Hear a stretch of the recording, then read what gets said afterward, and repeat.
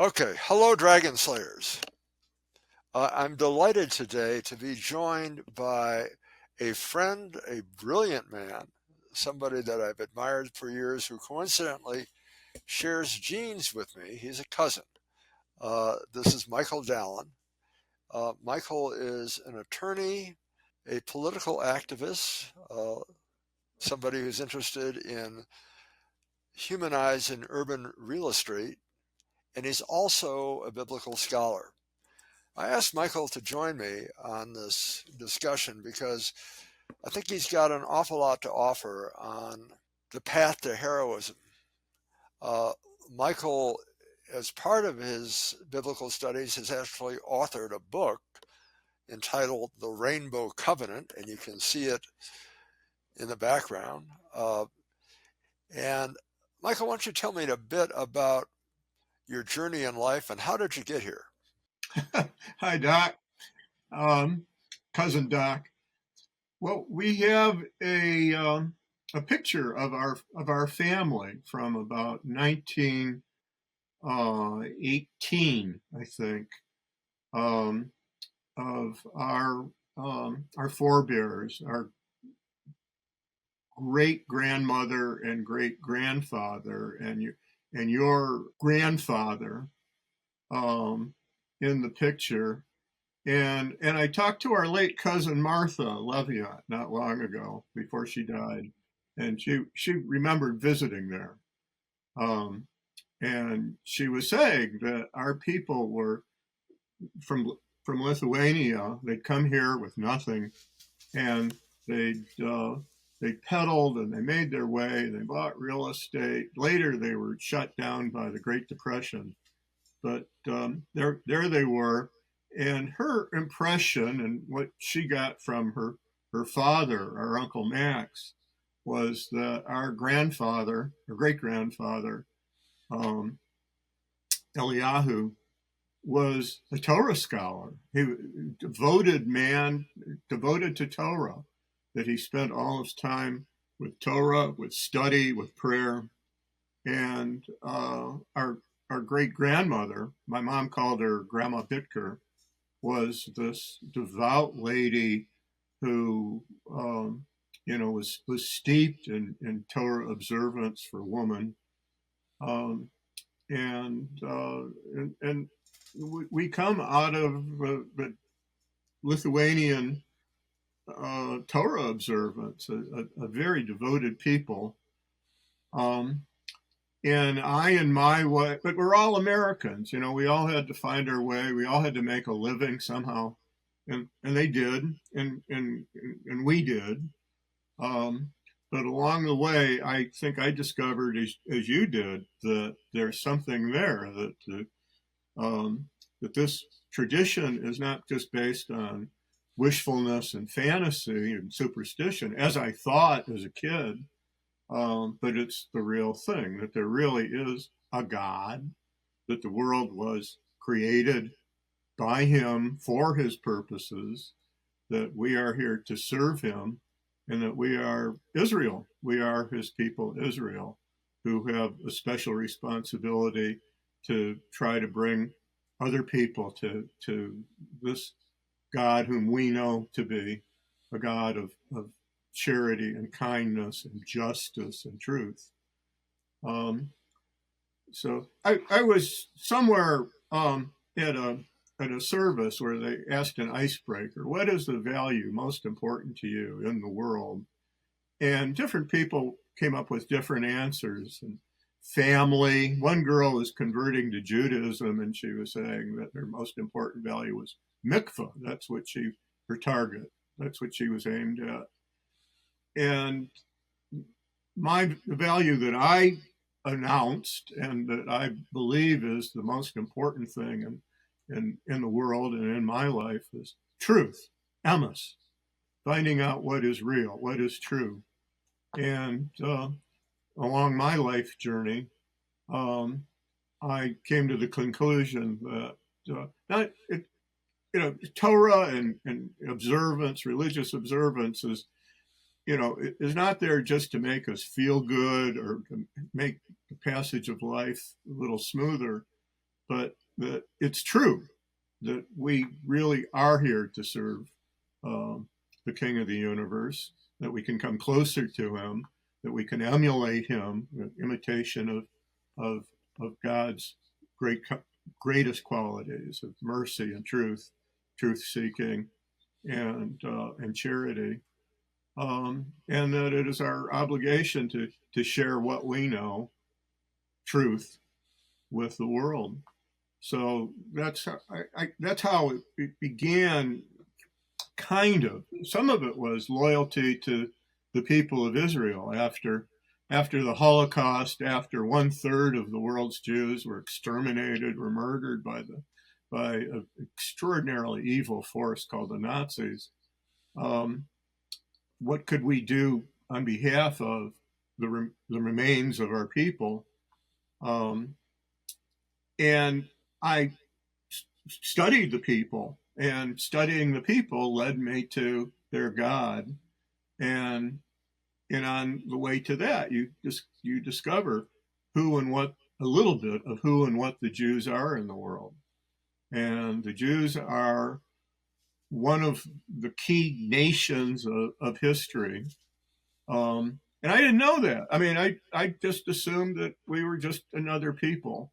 I hadn't known anything about the depth or the spread of Jewish history. Today, I get the New York Times obits, and I go through the obits, and you'll see people with wildly non-Jewish names like McIntyre and Kelly, or Korean names and things like that. It turns out that their mothers were Jewish, and whether or not they were observant themselves, they came out of this people. We have the teaching that the lady who raises the female who raises a child is helps the child develop his higher soul. So you get your higher soul from usually whoever raises you, the mother who raises you, and whether these people are raised in Frumkeit and Orthodox Judaism or not, they're Jews, and they go on and they do things like create Facebook or Google or Oracle, um, and you often don't know that they are, and unless they're unless Judaism is a formal part of their lives, where they support Jewish institutions and go to a synagogue or temple. You don't even know that they're Jewish. You have to check out their names. And now we have Wiki, which is a wonderful invention, and it allows us to get into those sorts of questions that don't make it into the news reports. Well, Michael, if I might interrupt, your own heroic path is special, and I want to learn more about that. But just a bit of background information about our shared family. My grandfather, your great grandfather, Elias, with his older brother. Eliyahu. Yeah, I guess Americanized, I heard it as Elias, but yeah. Yeah, that's what they call it, right? uh, with his older brother, left what was then Lithuania, coincident to being about to be conscripted into the Russian army, which would have made them cannon fodder, because in those days, uh, the Russian army would use Jewish boys in the front line. They would take the first hit. And if they were inducted in the armed services, it was almost a certain death sentence. So the boys fled and made this extensive journey to the United States. Uh, they began at very humble origins. They were, as Kirk Douglas remarked, rag pickers when he remarked about his own family. They collected trash, resold it, and from that, grandfather Elihu or Elias bootstrapped himself to be a successful entrepreneur with the help of his very bright wife, Anna. And my own father began his life graduating high school, and his first career was as a florist in an open market. But his ambitious Jewish mother said that was not good enough and compelled him to go to medical school, which he did. And he became not a wealthy, but a successful physician. And that kind of accomplishment reverberates throughout the family. We have uh, one cousin, Boris, who is a distinguished professor at Yale University, and coincidentally wrote a treatise about black reparations. He was also a very successful tax attorney. People such as yourself, Michael, are also attorneys. And there's a lot of sense of striving in the family, almost as if there's an obligation not only to distinguish oneself, but also to give back and to serve. The family mission is to do something in behalf of others, and that's shared throughout the family. Uh, your own mission involved a fair amount of work in behalf of Israel, and you also have done some work in behalf of people seeking redress or some kind of fairness regarding real estate dealings. Is that not accurate? Oh, yes. Yes. Yeah. I've represented different community organizations, um, and churches and all kinds of people who needed help. And yeah, you try to make the world a better place. So I didn't benefit from the same religious upbringing that you did. Although I was confirmed in the Jewish faith, I wandered about for a while until relatively recently rediscovering it in terms of my own belief as a psychiatrist, having observed this and looked at the research, that people of faith seem to be able to negotiate the travails of life far better than those without faith. It becomes an anchor for them. And I think, as I shared with you in our pre discussion yesterday, I was impressed when reading the Bible that the people that inspired us, the matriarchs and patriarchs in our tradition, seem to have a special sense and almost a special capacity to commune with God. In fact, reading the 23rd Psalm, if you read it and listen to it carefully, it's almost as if David is walking with God as his companion. You commented about that yesterday in terms of David's own special qualities. He had Ruach HaKodesh, we say.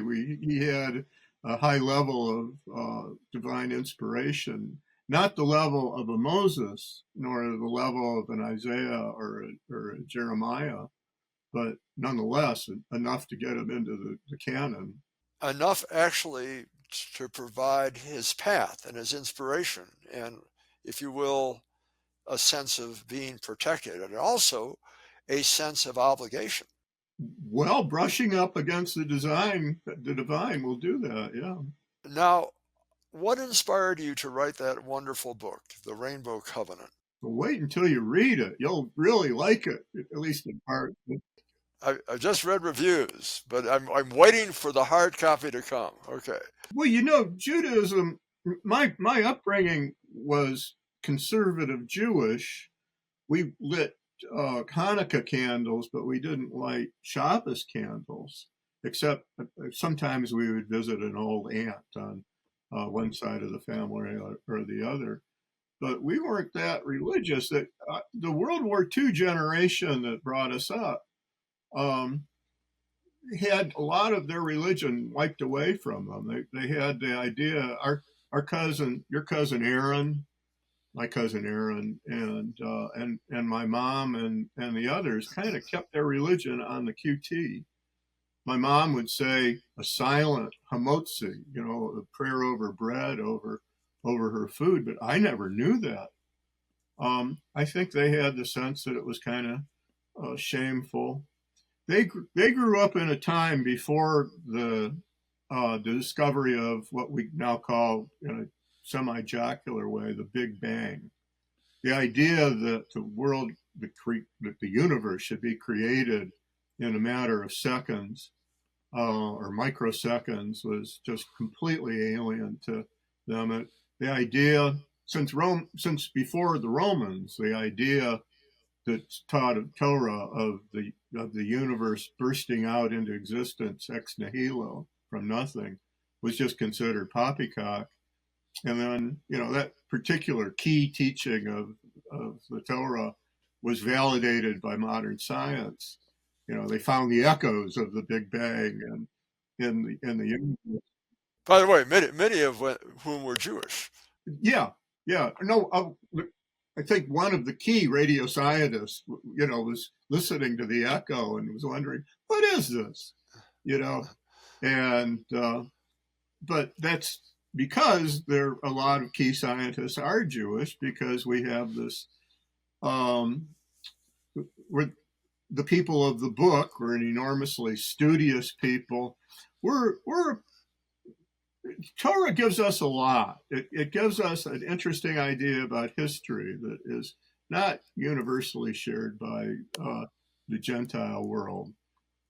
If you're an Orthodox Jew, you repeat the story of Abraham and Isaac um, every day, um, literally every day, and you go back in time, and you come out of that with a sense of history that is, poor Christians. All their history is all the 33 years or so of the life of their God, of a Jewish guy, and then nothing until the present. But our history is thousands of years old, and we know it because when we get into our prayers and when we get into our Torah studies, we see it. And also the idea that the King of the universe is the kind of God that he is, that he is not an arbitrary, peculiar, cosmic muffin or hairy thunderer, but a steady force, a being, an intelligent, kindly being. I think that theology helps ground us. I've represented Christians at Christian churches, and I've seen stark differences between Jews and Gentiles. I remember I was finding fault. We read. We're and also allow me to say this. I don't want to toot the horn of the Jews, but I think we were made smart for a reason, and we had an affirmative action plan to make the Jews a capable people. Our people revered study, and I've seen this in Orthodox Jews, where a bright boy of whatever background who is a good Torah student will be paired with the daughters of the most prosperous, most financially capable men and women, and they would have and they believed in brew, you shall breed and multiply, and they did. And so we all have all these rabbis in our background, always multilingual, always studious, always enormously literate, at least in our holy books. And those are our forebears. Would you accept that? And I think we commented about this yesterday, and I think you remarked that I may have strayed, but as a cultural anthropologist, I can look at this and say every great tradition will have its organizing myth. And the organizing myth of Judaism, the monotheism, the presence of a God as you describe, has been very successful in helping us withstand the challenges of living. Others may have their own organizing myth, but there's something unique about ours, which values study, literacy, achievement, giving back, service, and so on. How do you, and one way I've looked at this is that if you look at the best, the brightest of the Roman Church, and you understand that in the Roman Church, the best and the brightest might have gravitated toward the priesthood, uh, at a certain point, the Catholic Church determined, I think it's somewhere around the 8th, 9th century, that they were losing their lands to priests that were having families. And as a consequence, they instituted the notion of celibacy so that they could not go forth and multiply as the Jewish rabbis did. And there may have been a break in the lines of some of their best and the brightest as a consequence. But one way or another, people do achieve, and one way or another, they do seem to be people of faith. Uh, how can you account for, well, I guess I would account on the one side, is anti-Semitism, does that emerge from simply the question of envy, jealousy, anger? Where does that come from? Well, it's a lot of things. Let me observe that someone like Darwin, for instance, came out of Protestant clergy. The brightest boys would seek God um, in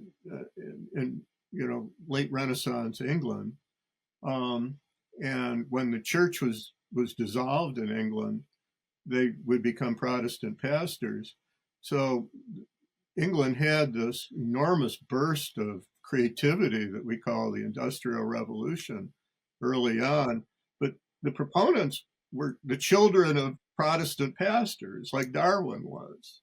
And it's the same with the Huxleys and, all these other wonderful people. Um, the Chinese have done kind of the same sort of thing. They would have Confucian scholars who would compete for civil service jobs, and um, and the best scholars would get the jobs, and then they would be in a position as ancestor worshiping people to have all the children that they possibly could.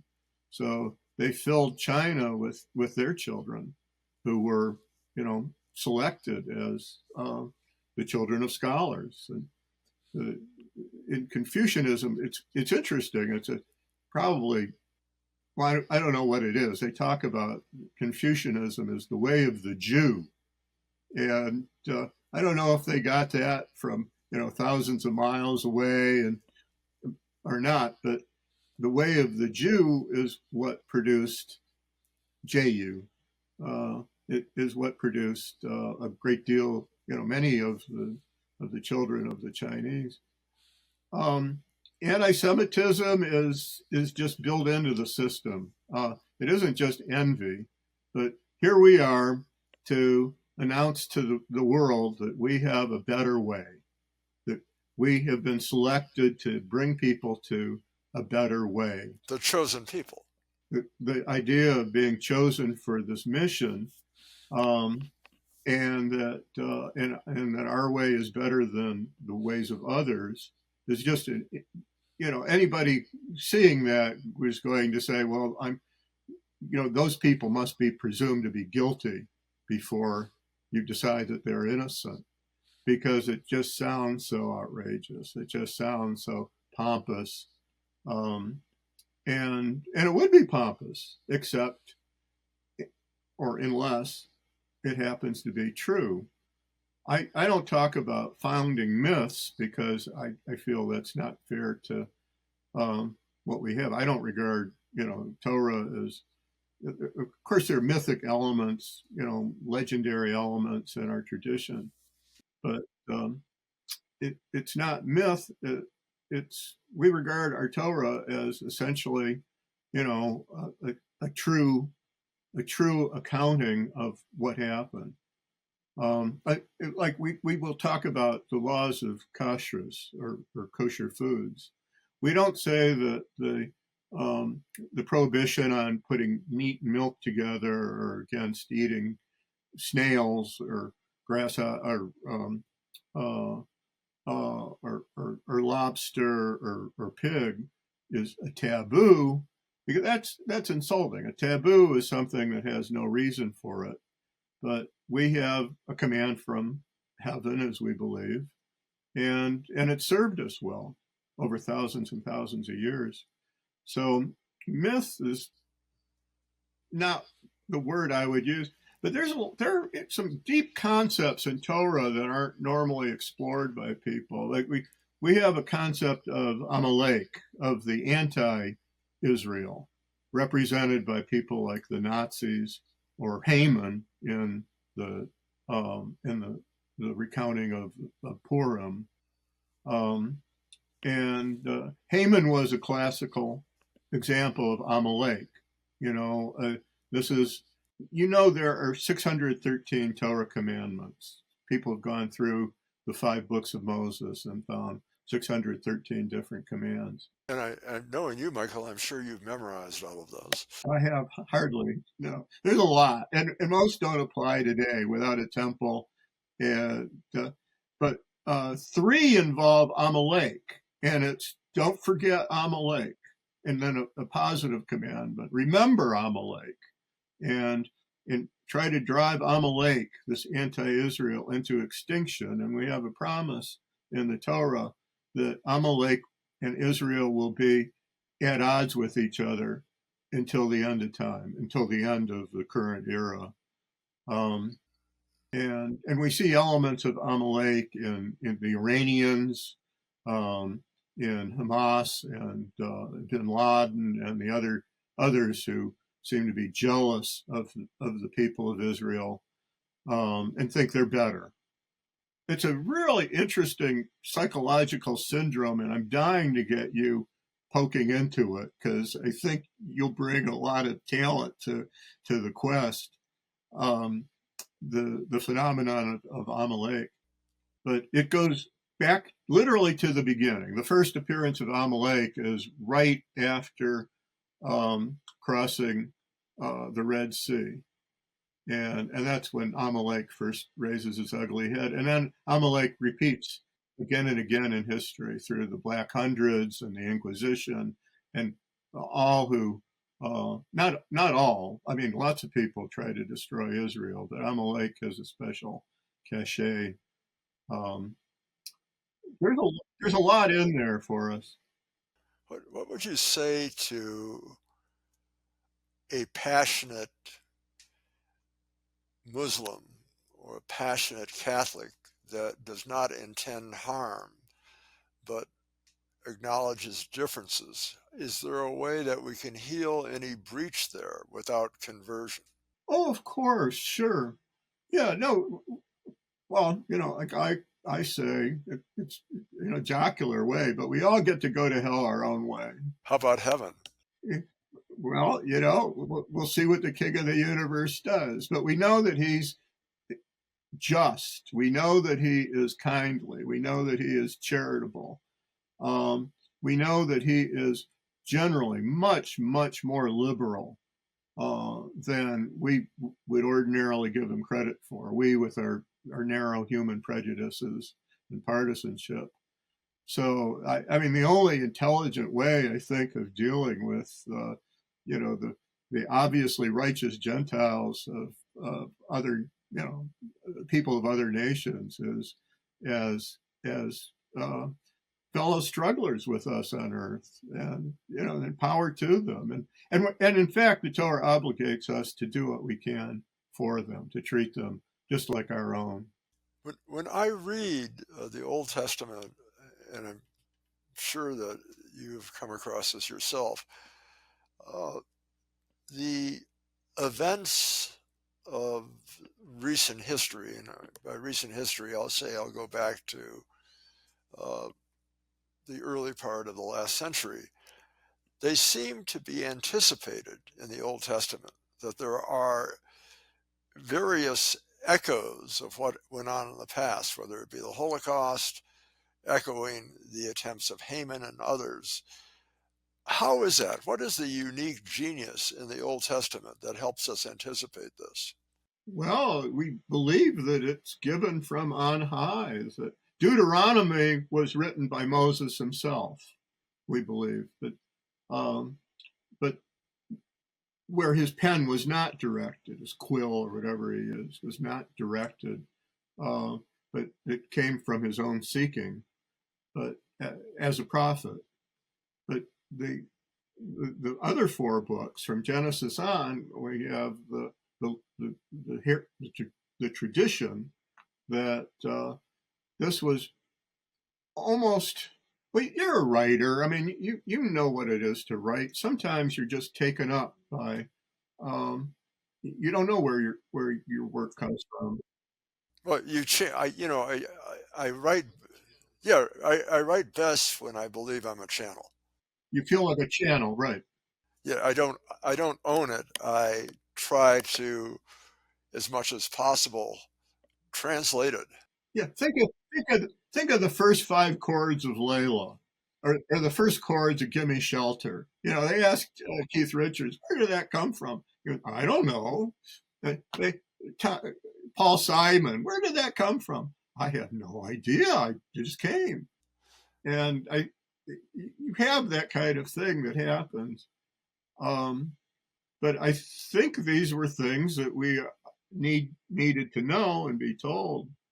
Um, the I mean, now we're dealing with Palestinianism, and there's the idea that the Jews are usurping somebody else's land, and we're told again and again and again, that a no nation will rise against Israel, a vile nation, a nation that is a loam, a no nation, not a real nation, well, a synthetic device will come up against Israel and will claim the land. And that's there. And we get all these commandments about not trying to divide up the land of Israel, the little dinky land of Israel that's not even the size of New Jersey. Don't try to temporize, don't try to compromise with that, and don't make a covenant, a contract or treaty with your alien co-claimants. Um, I have the sense that these ancient prophecies from Moses' time, and they were published a long time ago. That's the ancient Torah. Um, that I think those will be discovered in the near future, um, and people will look at these ancient prophecies with, God willing, with new respect. Um, that all these very well-meaning people, a lot of Jews are sure we must cut a deal with the Arabs. We must split up this this country that's makes Bhutan look huge, that's smaller than Lake Michigan. We must divide it for the sake of justice and kindness and being good to the stranger. And here we have all this instruction there. Don't, this voice from thousands and thousands of years ago, don't go that way. It's like you with your kids, is they're, you know, and you want to watching a horror movie. Don't go into the basement. You know, uh, we get that call, and leave it, but leave it to the human foibles, and we have all these wise men and women telling us, nope, you got to cut a deal, otherwise there's going to be endless strife. One of our challenges, I think, is that one would argue one of the most is that one of the more charismatic leaders in recent years in our own culture was Barack Obama, whose perspective on Israel was that despite the fact that Jews had been there since time immemorial, that they were a colonial occupying power. And if you frame it that way, then of course we're invading on Palestinian land. And I think that not only misstates it, but distorts horribly what is occurring there. and it may be one of the reasons why there was the enabling of Iran and Iran's proxies recently in the assaults against Israel. So we need to come to terms with that. Well, I wouldn't make Obama the avatar of that. I would say it was more. I mean, the Republicans have been awful about Israel all along. They sided with the great oil interests for years and regarded Israel as just a crappy little country. Well, it was inconvenient for Republicans. It was very inconvenient. And then you had the success of the Arab Hasbara, their propaganda, that that they are the inheritors of the land, and it caught on some. I don't know that Obama voiced it so much.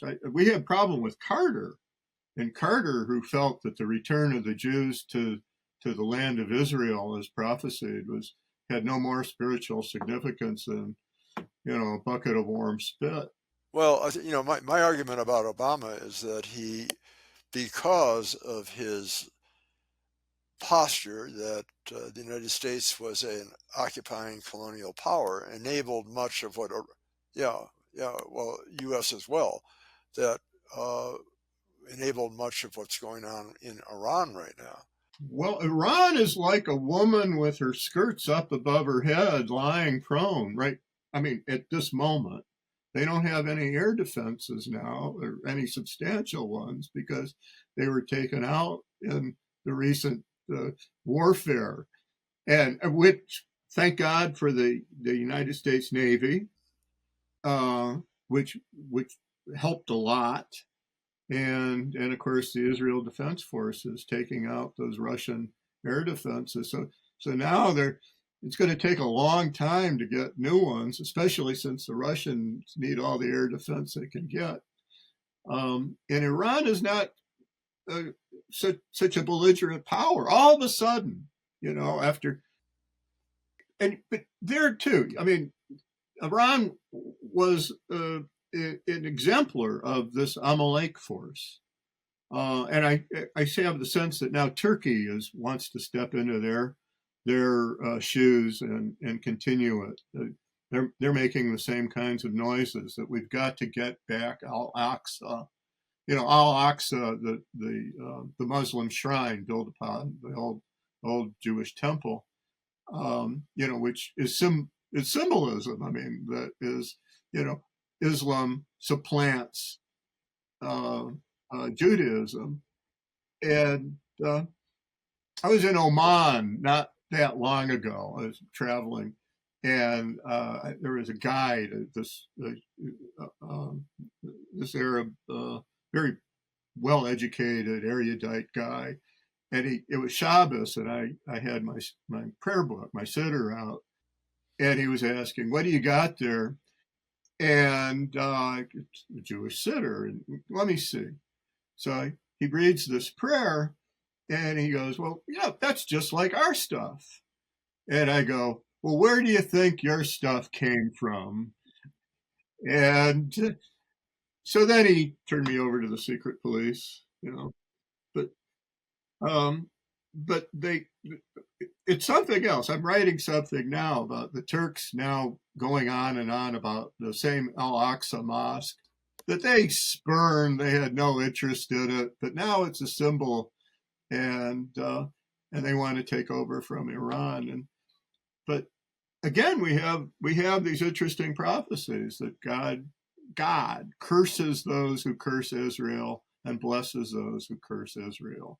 It's again and again. It's the Bible's own. It's the only true prosperity gospel that there is, and and they're I, it's convenient for people to scapegoat the Jews, and when a nation has troubles, to point them against the Jews as the cause. But it doesn't usually work out well for them from the Inquisition on. We forget how Jew hatred has shaped the world. Like the whole of the Hispanic world, including the Portuguese world, has just been deformed by the Inquisition. And the Inquisition did everything it could to eradicate any trace of Judaism, any Judaizing from their midst. And to this day, from the Rio Grande all the way down to Patagonia and to Iberia itself, you have lands that are much less consequential than they ought to be. It's almost mysterious. How is it that they don't produce, that they don't create great things, that there are no Facebooks or Googles or Oracles that come out of them?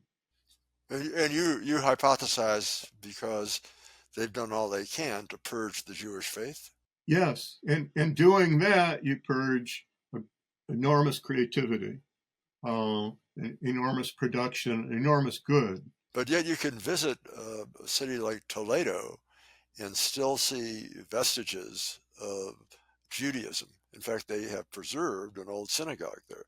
Oh, they're proud of it. Yeah. I remember being in Spain, and with my lousy Spanish, I'm trying to explain to somebody that I'm going to El País de los Judíos, the country of the Jews.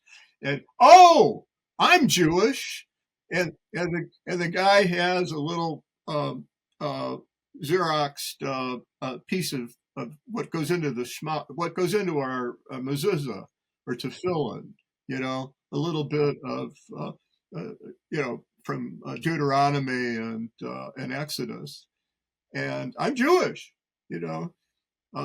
except they're not, and they've been poisoned with this horrible. Well, speaking of which, I think one of the most beautiful pieces of music is the Kol Nidre, which emerged, according to my understanding, from the Marranos, who were compelled to practice their Judaism in secret. There's a wonderful book, The Mezuzah in the Madonna's Foot. My mom had it, and these poor bastards were forbidden from worshiping, and but they put a mezuzah in the foot of the Madonna that they had to worship. They were required, or they'd be burned at the stake in an auto da fe. And that's how they tried to cope with it. But after 2, 5, 10 generations, the root of that fades, and they're not Jews anymore. And all that they bring to the table is gone. The idea of Judaism is that it's very important for the human race and the world to have this people that are condemned or blessed to be a people of ferment, of creativity and ideas, and of hard work and rectitude and sobriety and literacy, an elevating middle class, as a catalyst in human history. And if you don't have that, you have stagnation. You have the horribly oppressive. I've often said that life without the Jews would make North Korea, a North Korean prison camp, look pleasant. If the Jews had never existed, God forbid, we would be very poor without that. When you look at the awful things the Romans did before Jewish influence permeated them to the extent that they did, they were awful. They were cruel. They were just mindless. Without the Jews, you tend to get mindless cruelty and stagnation, and it's very important to keep this force for good going, and which it shall. You have provided us a great deal of wisdom, and I'm hoping that this is just one of several of our dialogues, because Well, you get into Amalek, okay? Because I'm dying for you to get into the concept of Amalek. okay, I will. Well, I've explored that in other dialogues here, just the whole issue of in order to really elevate the good, one also needs to recognize what is evil in this world and make choices, make very positive choices. But you've got a lot of stories and a lot of wisdom. I mean, there's so many things I'd like to touch upon, such as the Masada and how that inspires what's going on today in Israel, that we are not going to be passive and we are going to protect ourselves. Uh, but would you be willing to come back and join me again for further dialogues? Cousin, of course, I'm delighted. It's like a family reunion. It's great. If there was something to drink, I would be even more enthusiastic. But Well, we could do this on a Sabbath, and you could bring in some wine. Okay. not, not on Shabbos, no, but any other time. Oh, that's right. You can't work. Forgive me. Okay.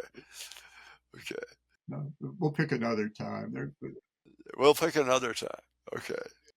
7 days of the week, we can pick any of the six. Is there anything you want to say in closing? No, I'm just delighted to be here with you, Tom, and it's always nuts. And I'm going to have to look this over and see what books you have on your shelves. Okay. All right, my friend. I will be talking to you soon. Michael, it's been an Oh yeah, and I'll have your book. I'm looking forward. I've ordered it, as you know. okay. Well, I have ordered yours, and uh, I'm sure it'll be enlightening, and we'll be talking Oh, again soon. By the way, one of my other co-conspirators, who the audience had heard previously, Jessica, is a young woman who is very bright, and we're attempting to put together something on the subject of neurotheology. But Jessica has been on the threshold of wanting to convert to Judaism, uh, which I've seen echoed among other young adults. Like there seems to be a gravitation and a curiosity of what Judaism offers. oh yes, I know a Jessica who just became Tamar Rachel, and she successfully con- became a Gairis, a newcomer to Judaism under the auspices of Chabad, which is, good and rigorous. And I wonder, 'cause Jessica itself comes from Hebrew. I don't know why they have to change the name, but at any rate, Issachar, the tribe of Issachar, and gives us Jessica. Well, I hope she'll have an opportunity to watch this, and maybe she can. Yeah. That'll be great. Oh, that'll be great. Okay. All right, cousin. I'm Looking forward. Okay. incredibly proud of you and all that you've accomplished as a kid, and look where you've come. Right. All right, Tommy. Good talking with you, Dr. Bitker. All right. Be well, buddy. Thank you so much. So long. Bye bye.